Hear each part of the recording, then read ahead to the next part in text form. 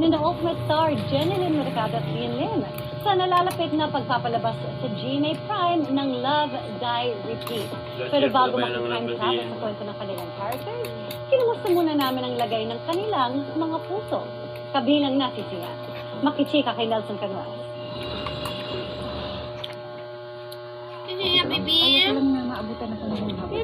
Matapos tumaan sa ilang challenges, kabilang na ang lockdown dulot ng COVID-19, mapapanood na ang kauna-unang tambalan ni na Jeneline Mercado at Sian Lim sa bagong kapuso series na Love, Die, Repeat. Iikot ang kwento sa paulit-ulit na pagbalik ng buhay ni na Angela at Bernard, played by Jeneline and Sian, sa isang mapait na insidente. Dito mabibigyan sila ng pagkakataon na baguhin ito. So, wakas natapos rin namin mixed emotions. Kasi, di ba, alam naman nila yung pinagdaanan ko. Nung na-discover, nabuntis ako nung unang beses namin naka-lock in para dun sa show na yun.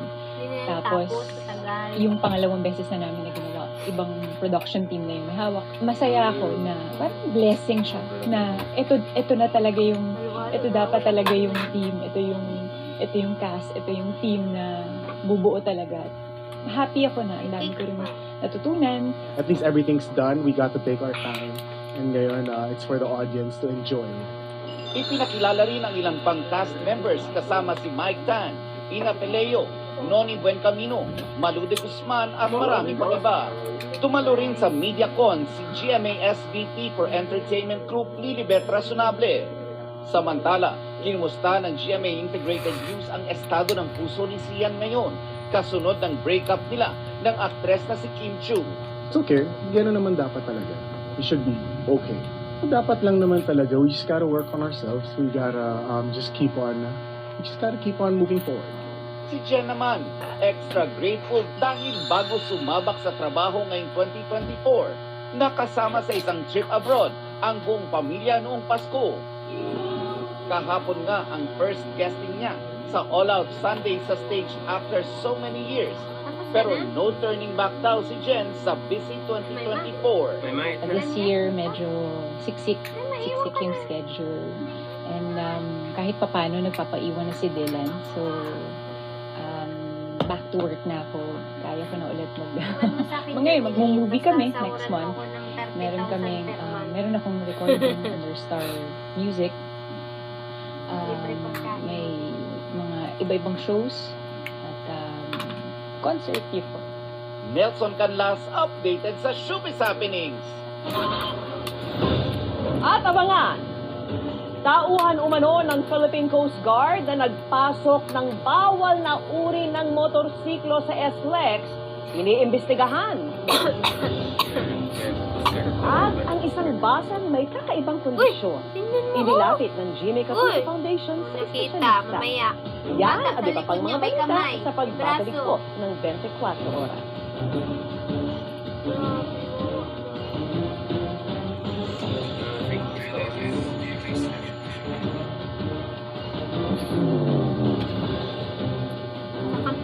Y de repente me encuentro en lo que yo veía gigante y casi Gutierrez. wow.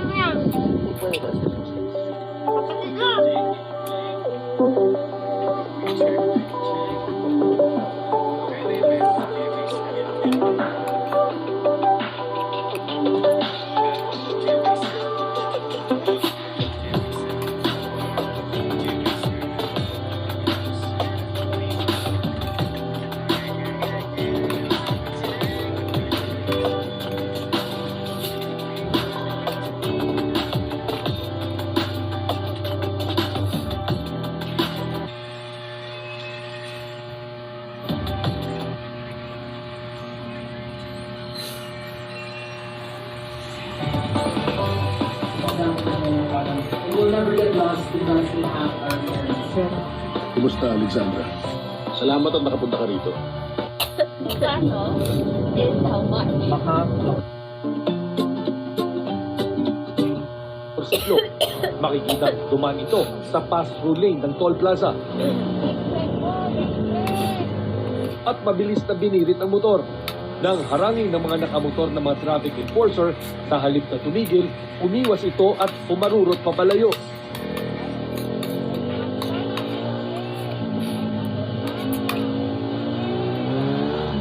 Nakatakas man ang rider na to sa mga enforcer ng SLEX, tila wala naman siyang kawala sa Land Transportation Office o LTO. Base sa investigasyon ng Intelligence and Investigation Division ng LTO, ang rider ay isang junior officer ng Philippine Coast Guard na may ranggong ensign.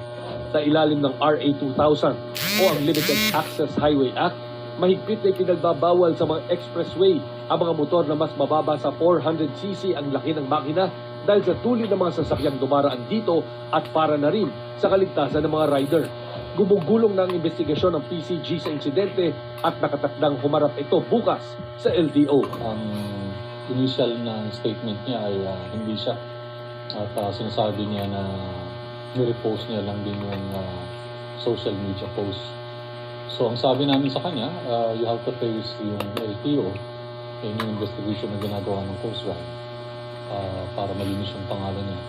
Para sa GMA Integrated News, Chino Gaston nakatutok, 24 oras. Iisang kumpanya pa rin ang bidder para sa automated counting machines at ballot boxes na gagamitin sa 2025 midterm elections. Pero ayon po sa Commission on Elections, dadaan pa ang joint venture ng South Korean firm na Miru Systems sa post-qualification process. At nakatutok si Sandra Aguinaldo. Bidder joint venture Miro Systems Company Limited Integrated Computer Systems is hereby declared eligible. May nakapasa na sa unang bahagi ng bidding process ng COMELEC para sa automated counting machines at ballot box na pinaplanong gamitin sa 2025 midterm elections. Naganap ito sa ikalawang bidding para sa lease o pagpaparenta ng 110,000 counting machines at mahigit 104,000 na ballot